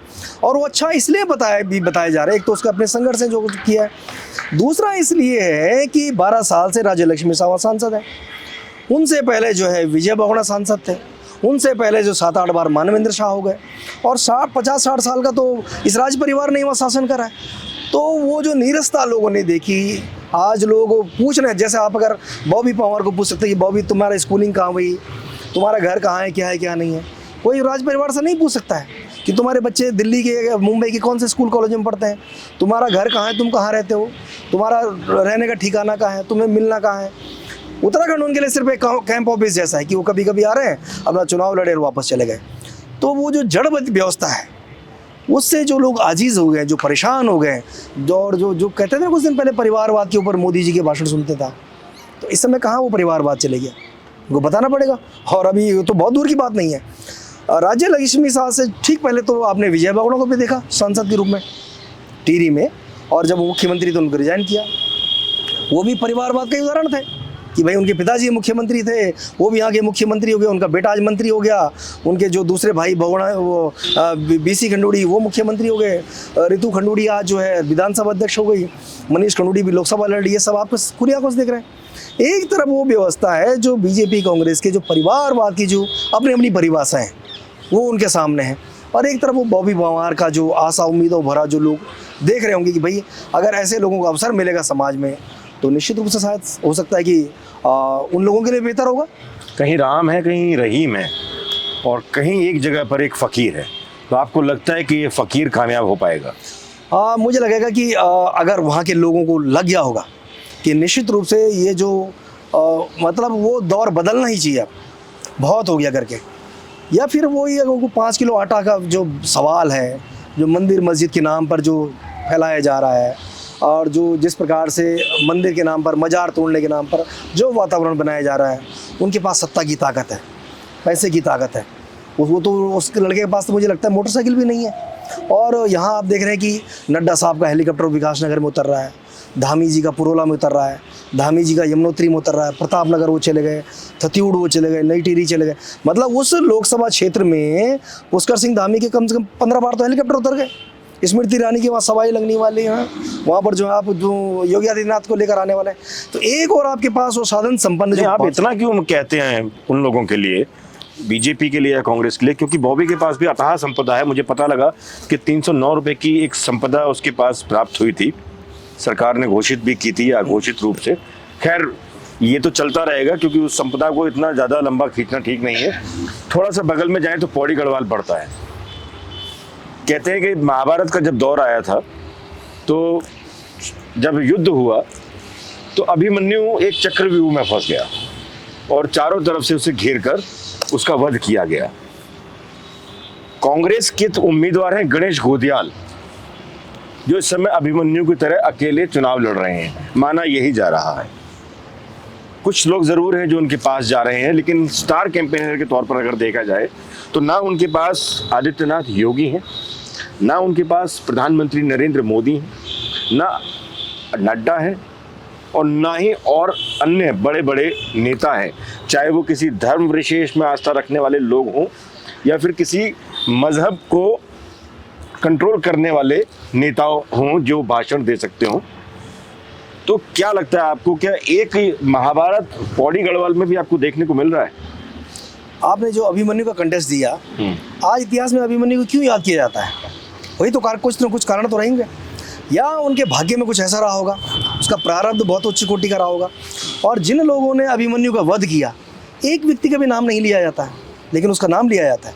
और जो हमारा जो समाज है, जो वर्षों की जो परंपराएं हैं, वो यही कहते हैं कि जो लड़ने वाला है वही याद किया जाएगा, और जो भाग गए, जो मनीष खंडूड़ी हो गए, जो है किशोर उपाध्याय हो गए, जो राजू भंडारी हो गए, वो याद नहीं किए जाएंगे इतिहास में। इतिहास में हमेशा वही लोग याद किए जाएंगे जो विषम परिस्थिति में खड़े हैं, जो डर नहीं रहे हैं, जिनके घर में इनकम टैक्स के नोटिस पे नोटिस आ रहे हैं, बता रहे हैं दूसरी बार आ गया, तो नहीं डिग रहे हैं, तो ये अच्छी बात है। और जहाँ तक वो सवाल है कि उनके पास बहुत टीम नहीं है, कुछ नहीं है, तो हमने अभी 2022 का चुनाव देखा। 2022 के विधानसभा चुनाव के दौरान श्रीनगर में प्रधानमंत्री मोदी की रैली हुई, बहुत बड़ी विशालकाय रैली हुई, और वहाँ पर भाजपा श्रीनगर सीट कितने वोट से जीती? सिर्फ 250 वोट से। तो प्रधानमंत्री की रैली से ही चमत्कार हो जाएगा ऐसा नहीं है। आपने देखा ना बंगाल में जाके क्या कहते थे, 2 मई दीदी गई, ये प्रधानमंत्री के भाषण थे। रोज यही बात तो कहते थे, दीदी ओ दीदी कहते थे। कर्नाटक में जाते क्या कहते थे, जय श्री राम और बजरंग बली की जय। क्यों नहीं आई वहाँ सरकार? उन्होंने दिल्ली में क्या कहा, 25 रैलियाँ जो है उन्होंने करी। प्रधानमंत्री बनने के बाद मोदी की 25 बड़ी जनसभाएं, रोड शो दिल्ली के भीतर। क्यों नहीं आई सरकार? क्यों कोई केजरीवाल को लोगों ने वोट करा?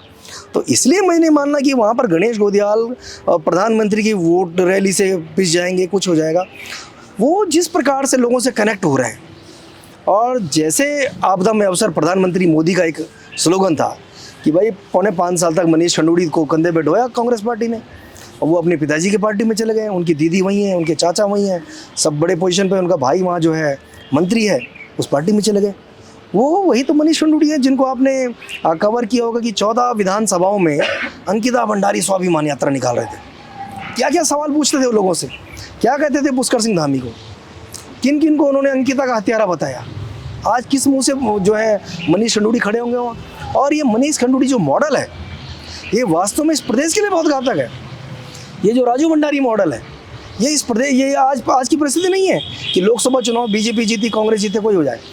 इस प्रकार के जो लोग हैं, जो किसी की लाश पर, किसी 19-20 साल की वो बेटी थी, उसकी मौत हो गई, आपने उसका फ़ोटो लगा के जो स्वाभिमान यात्रा निकाली और आपने तमाम तरह के भाषण दिए, तो क्या मनीष खंडूड़ी वहाँ अपने लिए जो है राजनीति की ज़मीन तलाश रहे थे? ये गंभीर सवाल है। और ये भी तो वहाँ चर्चा का विषय रहेगा उस चुनाव के दौरान।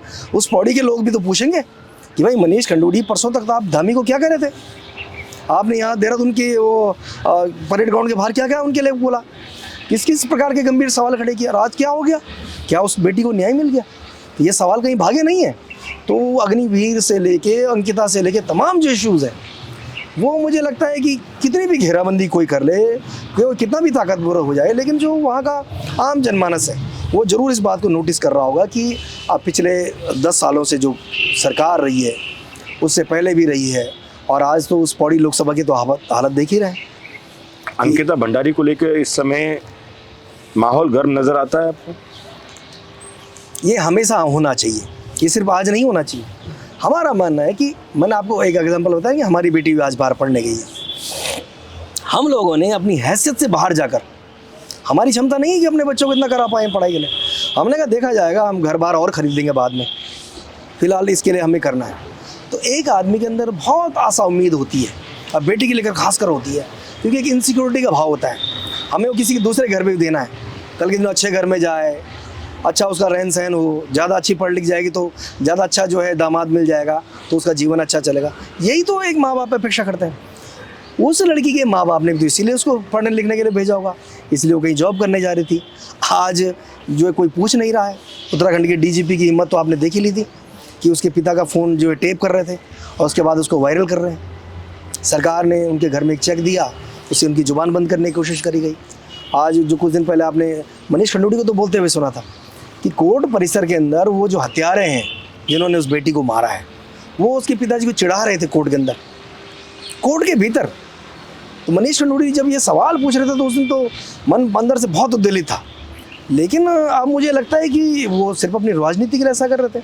तो अंकिता हो, कोई भी बेटी हो, हमारे सवाल सब बेटी के लिए समान होने चाहिए और निश्चित रूप से उसको न्याय मिलना चाहिए। गणेश गोदियाल ने कहा है कि योगी आदित्यनाथ उनके गुरु भाई हैं। उन्होंने कहा कि वो मठ के शागिर्द हैं और मैं बाबा केदार का शागिर्द हूँ, तो दोनों गुरु भाई हैं। कैसे लेते हैं उसको? गणेश गोदियाल के बारे में बहुत सारी बातें ऐसी पहले भी आई हैं और वो जिस सरलता से बात रख रहे हैं, इसीलिए मुझे लग रहा है जो भाजपा का प्रचार तंत्र है वो अभी भी 19 ही है। इसीलिए वहाँ बड़ी बड़ी रैलियाँ करानी पड़ी गई, बहुत बड़े बड़े नेता बुलाने पड़ रहे हैं, और उन सब के बीच में वो गणेश गोदियाल की जो बातें हैं, और वो तो डंके की चोट पे कह रहे हैं। उन्होंने कहा तुम मेरी CBI जांच कराओ, ED कराओ, इनकम टैक्स कराओ, कुछ भी कराओ, करो। बोला मैं नहीं डरता। तो इस प्रकार का भाव किसी व्यक्ति में अगर आ जाए तो निश्चित रूप से वो तो बहुत सुखद स्थिति है। और योगी आदित्यनाथ को जब 2022 में वो आए थे तो मैंने उनके 2 वीडियोस देखे थे जब वो भाषण लाइव कर रहे थे, और उन्होंने उन भाषणों में सफ़ेद झूठ कहा। उस झूठ को इतने तरीके से परोसा कि लोगों ने इसको सच मान लिया। उन्होंने अपनी कोटद्वार की रैली में, टिहरी की रैली में कहा कि मैंने कांग्रेस का घोषणा पत्र पढ़ा है, और उन्होंने उस घोषणा पत्र में लिखा है कि वो यहाँ मुस्लिम यूनिवर्सिटी बनाएंगे।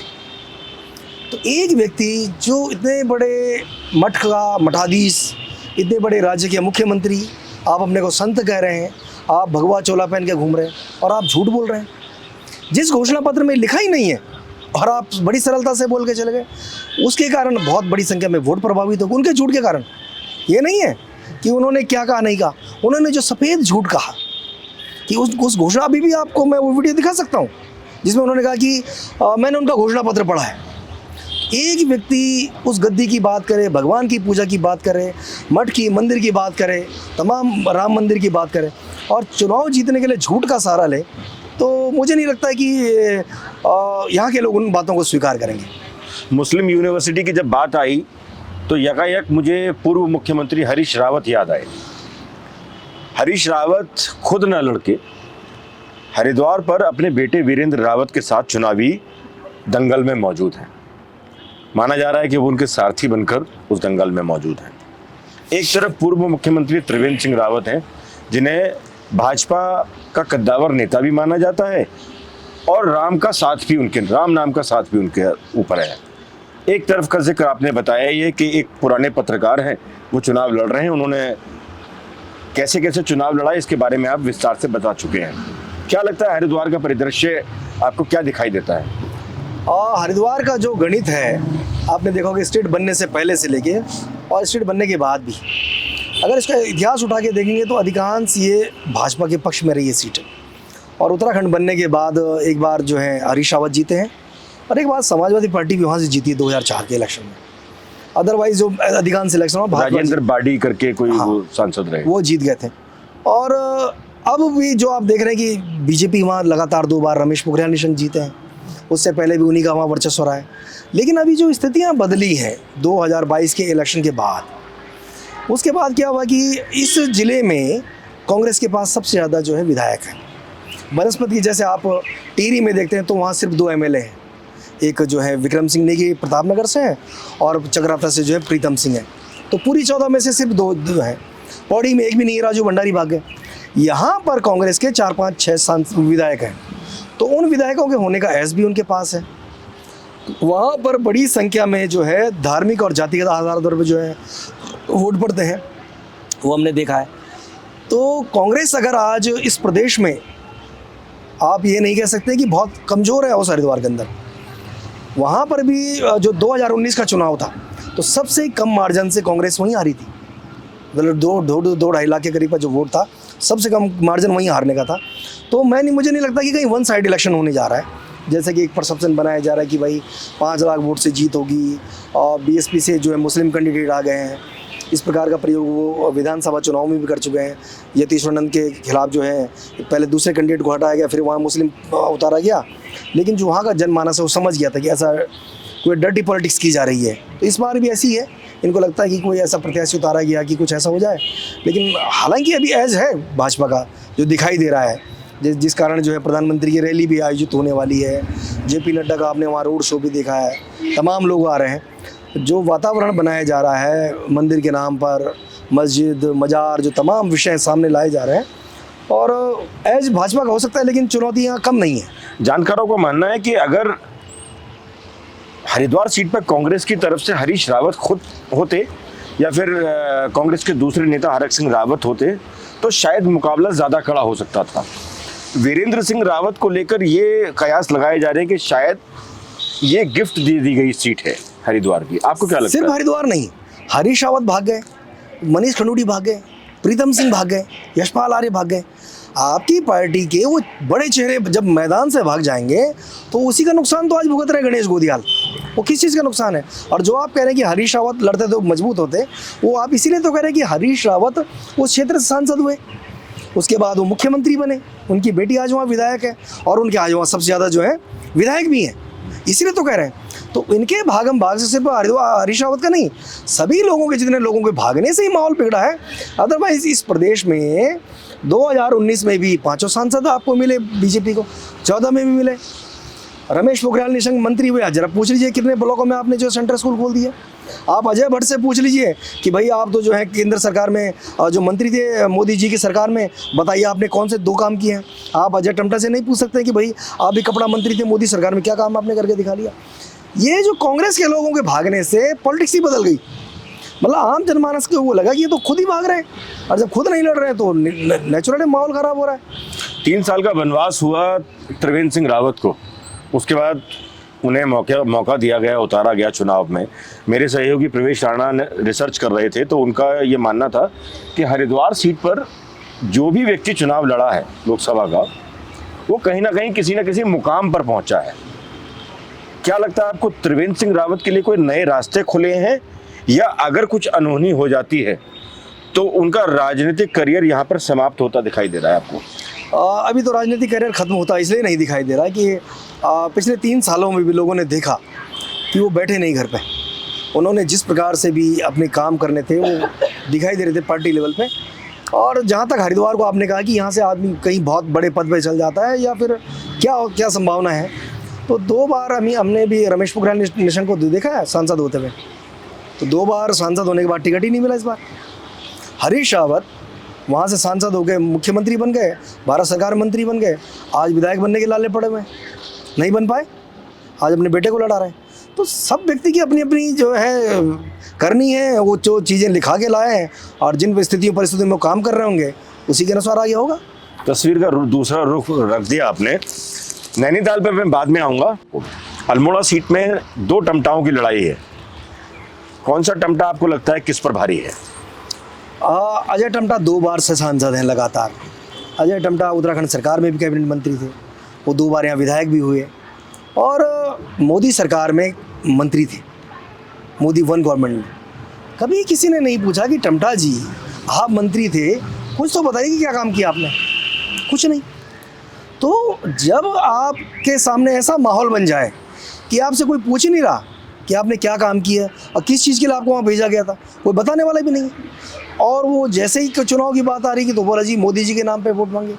आप जरा पूछिए कि कहाँ पर अजय टमटा ने कहा मुझे वोट दीजिए, आप उनका एक बयान दिखा दीजिए मेरे को। उनका क्या, किसी जो 5 इनके जो पार्टिसिपेंट है बीजेपी का एक भी प्रत्याशी नहीं कह रहा कि मुझे वोट दीजिए, कह रहा मोदी जी को वोट दीजिए जी आप।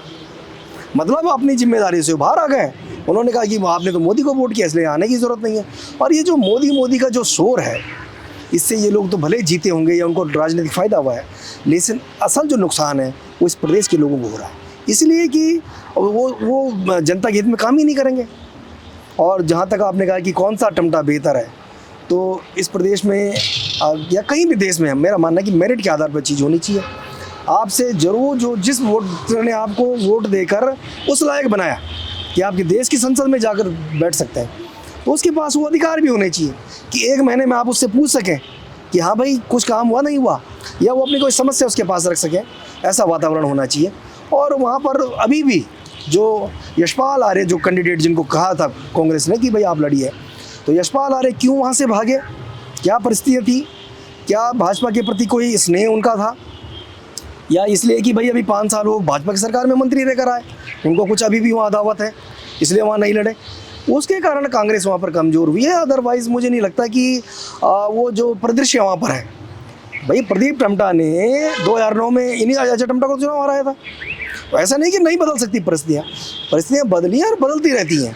अब देखना है कि वहाँ का जो वोटर है वो अजय टमटा के 10 सालों के कामों का आकलन करता है या फिर वही मोदी और वो जो तमाम जो राम नाम लिए जा रहे हैं उसी के आधार पर वोट करता है। नैनीताल सीट पर आ जाता हूँ मैं। राहुल गांधी का एक बयान हमेशा चर्चाओं में रहता है, वो नरेंद्र मोदी के लिए कहते हैं कि ये सूट बूट की सरकार है। कांग्रेस ने अपना जब उम्मीदवार नैनीताल लोकसभा सीट के लिए उतारा तो उन्हें भी ऐसे ही कहा जा रहा है कि दिल्ली से भेजे हुए एक सूट बूट वाले आदमी को यहाँ पर चुनाव लड़ने के लिए भेज दिया गया है, यहाँ के नेताओं को दरकिनार करके। क्या लगता है आपको? कांग्रेस में बिखराव आप देख रहे हैं, और उस बिखराव के पीछे जो कारण है आपने देखे। करण महारा कुछ दिन पहले कह रहे थे कि भाई मैं भी जो है नैनीताल से दावेदार हूँ, फिर उन्होंने कहा कि मैं हरिद्वार से भी दावेदार हूँ, फिर उन्होंने किसी के पास कही थी मैं तो पौड़ी से भी दावेदार हूँ। तो जिस पार्टी के अध्यक्ष की हालत ये है कि वो तमाम 3-3 सीट से अपने को दावेदार बता रहे हैं, लेकिन जब काम करने की नौबत आ रही, उनका कार्यकाल 2 साल का होने वाला है, इन 2 साल के भीतर करण महारा अध्यक्ष हैं, उपाध्यक्ष कौन है, महासचिव कौन है, महामंत्री कौन है, महामंत्री के अलावा आपके वो तमाम जो सचिव हैं वो कहाँ हैं? कोई नहीं है। वहाँ 3 लोग पार्टी चला रहे हैं। करण महारा किसी के पास प्रेस रिलीज भेज दे रहे हैं, वो अखबारों में छप जारी वहीं हो जा रहा है। जब तक आप एक टीम तैयार नहीं करोगे तो इस प्रकार की बातें आएंगी। और ये बात तो निश्चित रूप से उनको जवाब देना चाहिए इस बात का कि जब आप हरिद्वार में टिकट मांग रहे थे तो आपको क्यों नहीं एंटरटेन किया गया, आप पौड़ी में टिकट मांग रहे थे क्यों नहीं किया गया, और उस वहाँ प्रकाश जोशी की जगह जब आप टिकट मांग रहे थे क्यों नहीं दिया गया। कुछ ना कुछ तो दिक्कत होगी आपके साथ में।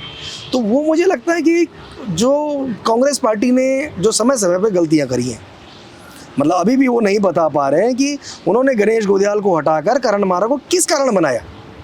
उसके पीछे एक ही तो कारण था कि जो देवेंद्र यादव थे इस प्रदेश में जो कांग्रेस को का बिस्तर पैक करने आ रहे थे, एक तरह से मैं ये मानता हूँ।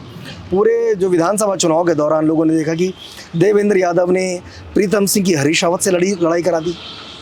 हरीश रावत की करण महाराज से करा दी, रंजीत रावत की हरीश रावत से करा दी। उन्होंने एक ऐसा वातावरण तैयार करा लोगों के बीच में फूट डालो राज करो का, कि जिसकी भरपाई नहीं कर पा रही कांग्रेस पार्टी। और यही कारण है आज कि अब वो आप वहाँ सूट बूटे वाले को लाए, चाहे कच्चा बनियान वाले को लाए, चाहे तौलिया वाले को लाओ, किसी को भी लाओ, मतलब बहुत स्थितियाँ हैं नहीं आपके पास। और वो भी तब आपके पास उस विधानसभा में जो सबसे मुखर चेहरा था भुवन कापड़ी, जिसने पुष्कर सिंह धामी को ऐसे मुख्यमंत्री चुनाव हरा दिया, आपने उसको कंसिडर नहीं किया, आप उसको मैदान में नहीं ले आ पाए। क्यों नहीं ले आ पाए? आपके कौन से झगड़े चल रहे हैं वहाँ पर? तो जब तक कांग्रेस पार्टी इन बदली परिस्थितियों को नहीं समझेगी कि भाई देश बदल रहा है, भाजपा बदल रही है, इतने बड़े बड़े घपले घोटाले हो रहे हैं, आप उनसे फाइट नहीं कर पा रहे हैं, आप डर के मारे चुप हो जा रहे हैं, आप सवाल नहीं पूछ पा रहे हो, कुछ भी हो रहा है, तो ये सब जो विषय हैं। और एक विषय तो मैं आपसे वो करना भूल गया कि जो संवैधानिक पद पर जो लोग बैठे हुए हैं उनसे भी सवाल नहीं कर पा रहे। हाउस के अंदर हमने देखा कि जो रितु खंडूड़ी है वो डपट के इनको चुप बैठा दे रही है और वो चुप बैठ जा रहा है। हाउस की कंडीशन ये है कि उस हाउस के भीतर आपने देखा कि पिछली बार जो पिछला सत्र था जब प्रेमचंद अग्रवाल वहाँ पर विधानसभा अध्यक्ष थे, उस दौरान प्रीतम सिंह जो पंवार थे उनकी विधायकी चली गई दल बदल में, राम सिंह कैड़ा की चली गई दल बदल में। ये दोनों निर्दलीय चुनकर आए थे, इन्होंने भाजपा ज्वाइन की तो ये बाहर हो गए।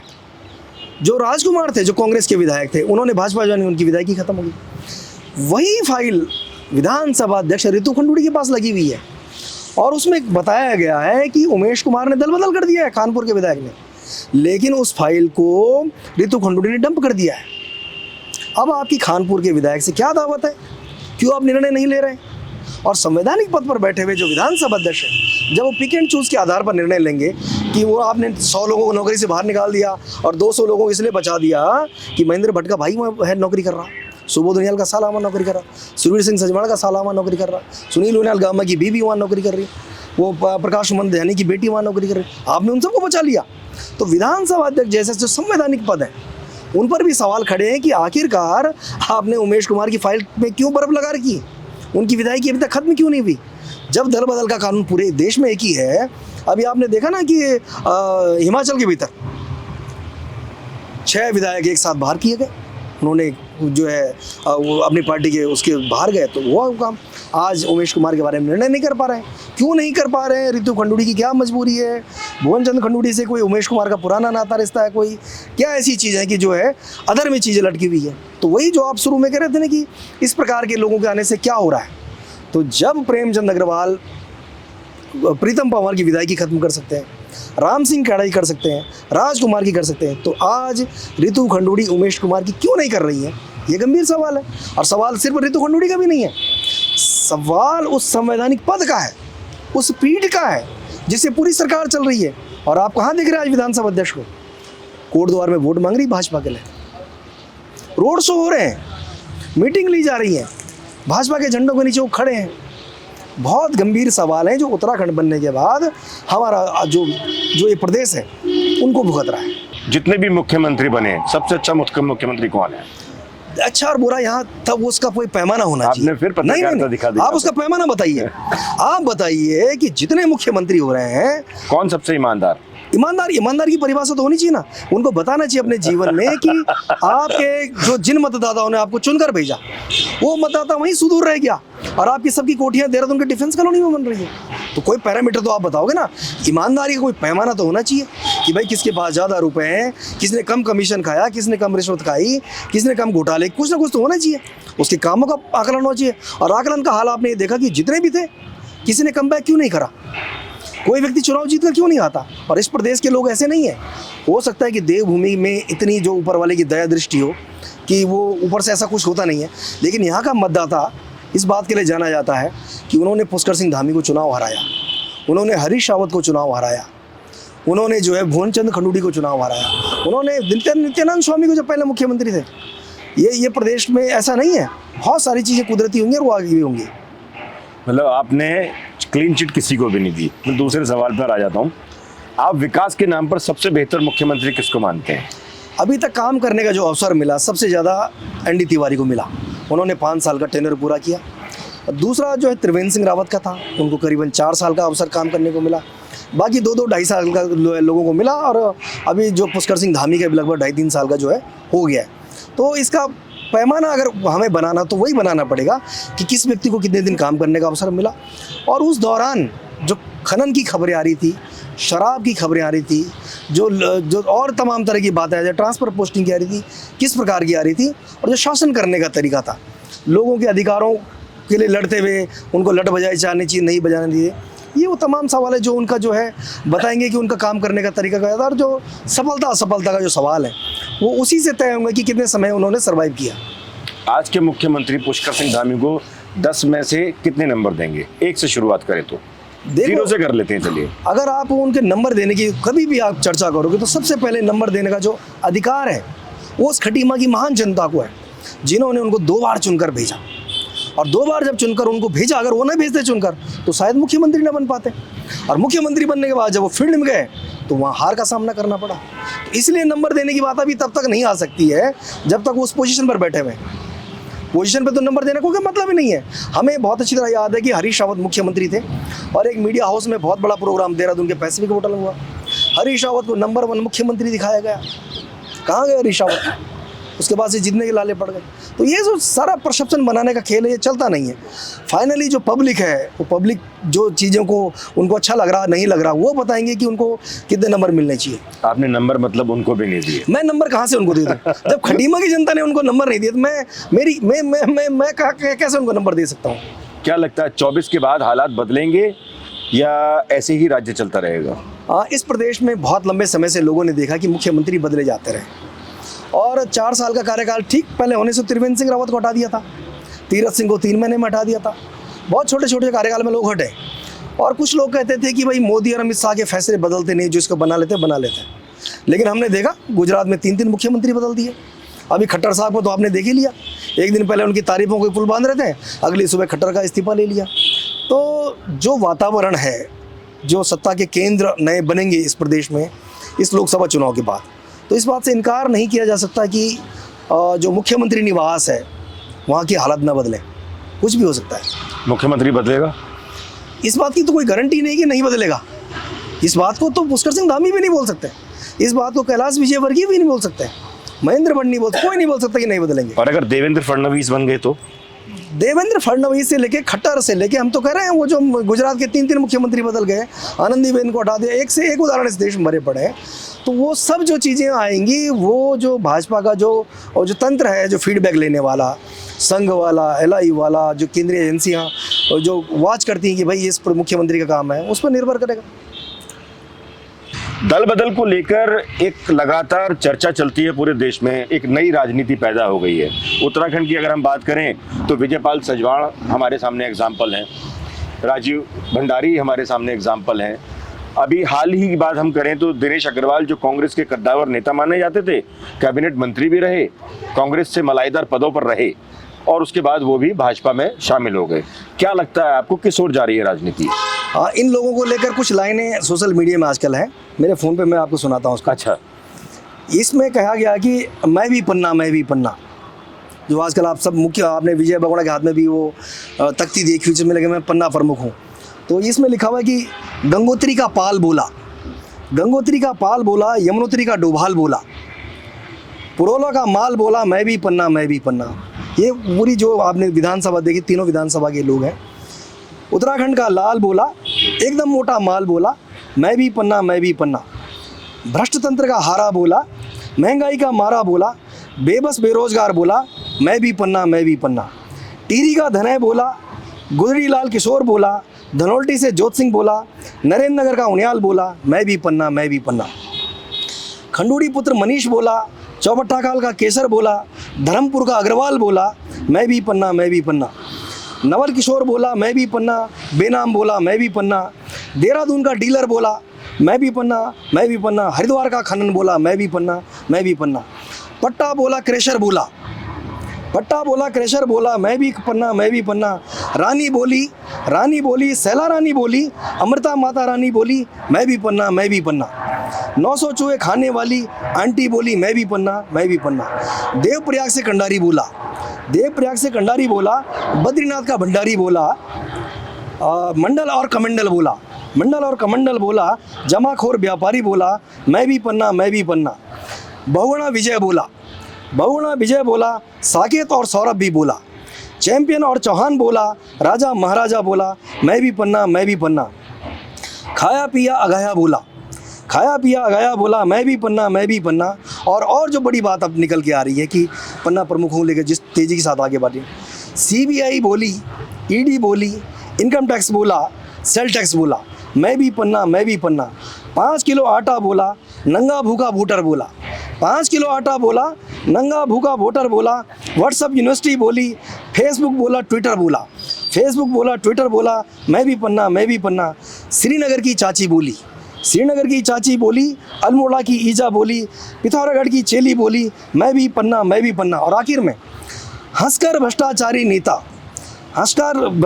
नेता बोला, कुर्सी का व्यापारी बोला, मैं भी पन्ना। तो ये जो पन्ना वाली जो लड़ाई जो सारे समाज में लोगों को जोड़ने को लेकर दिखाई जा रही है, उसका एक जो रूप लोगों ने तैयार करने की कोशिश करी है।